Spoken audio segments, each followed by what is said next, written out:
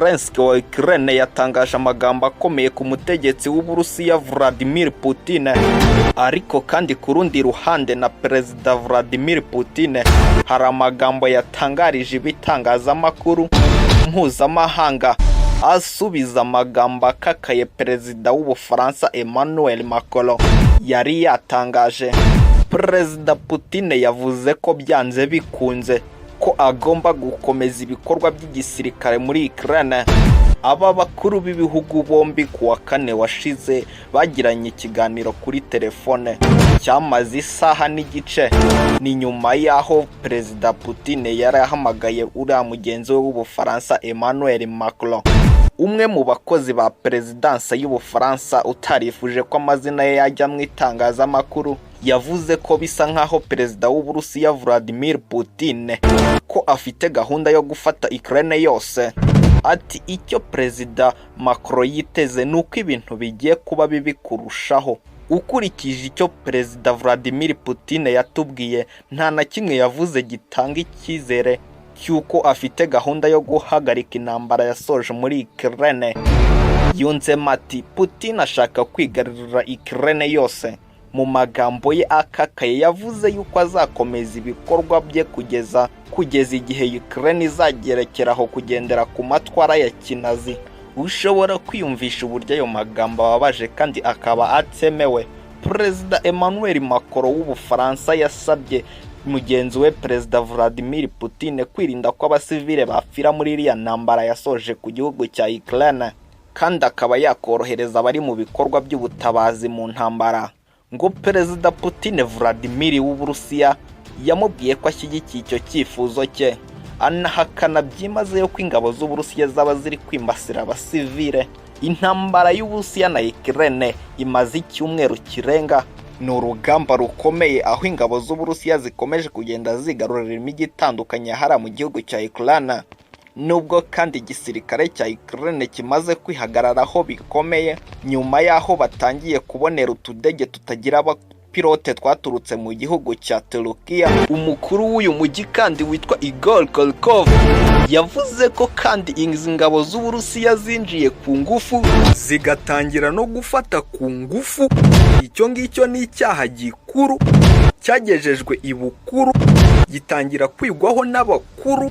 Nanjye uguha amakuru ndi mukuru. Muri uyu mujyi zifata ibiro bikuru by'umuyobozi muri uyu mujyi. Izi ngabo z'Uburusiya kandi nyuma yo gufata uyu mujyi zahise zitangira kuwugenzura, zitangira gushyiraho amategeko n'amabwiriza akakaye ku baturage bari muri uyu mujyi wa Kherson, nk'amasaha yo gutahira mu ngo zabo n'amasaha y'umukwabo. Ariko kandi n'indi mijyi itandukanye muri gihugu cya Ukraine ikomeje kugenda ifatwa bwangu n'ingabo z'Uburusiya ku mategeko rutura y'umuyobozi witwa Vladimir Putin ukomeje gutitiza isi.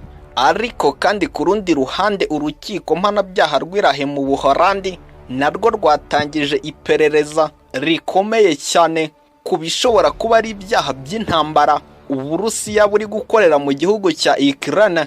Uburusiya bwemeje ku nshuro ya mbere kandi ko bwabuze abasirikare benshi mu bitero bikomeye bwagabye muri iki gihugu cya Ukraine, aho abagera kuri 489 bamaze kwitaba Imana. Abasaga 1995 barakomereka bikomeye cyane. Iyi ntambara ikomeje kandi gutuma ibihugu byinshi ku isi bivuga aho bihagaze, aho ibihugu bitandukanye ku isi byavuze aho bihagaze. Ku ruhande rw'Uburusiya rero, ibihugu bikomakomeye ku bijyanye no kutavuga rumwe mu bihugu by'uburengerazuba bw'isi birimo igihugu cya Eritrea kiri ku mugabane wa Afurika, birimo kandi Korea ya ruguru ku mugabane wa Aziya, birimo kandi n'ikindi gihugu gikomeye cyane cyemeje kandi bidasubizwaho ko kigomba gufasha Perezida Vladimir Putin.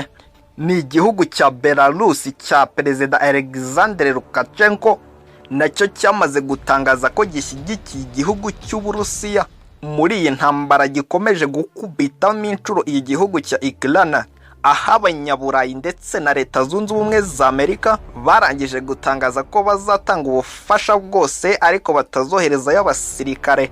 Andi makuru kandi, u Rwanda rwamaze gutera umugongo igihugu cy'Uburusiya mu ntambara cyagabye kuri Ukraine. Ariko kandi ku rundi ruhande Uburusiya bwatanze gasopi ikomeye ku ntambara ya gatatu y'isi izarwanwa n'intwaro kirimbuzi. Uburusiya kandi bwatangaje abasirikare babwo umubare w'abamaze gupfira muri iyi ntambara bwasoje kuri Ukraine, umubare uhabanye cyane n'uwo Ukraine imaze igihe itangaza. Iyi ni CC Free TV ukomeje gukurikira. Niba utarakanda subscribe, iki nicyo gihe kugira ngo ubanze, kandi niba ushaka gukomeza gukurikirana amakuru y'ibiri kubera muri Ukraine, turahakubereye 5 kuri 5.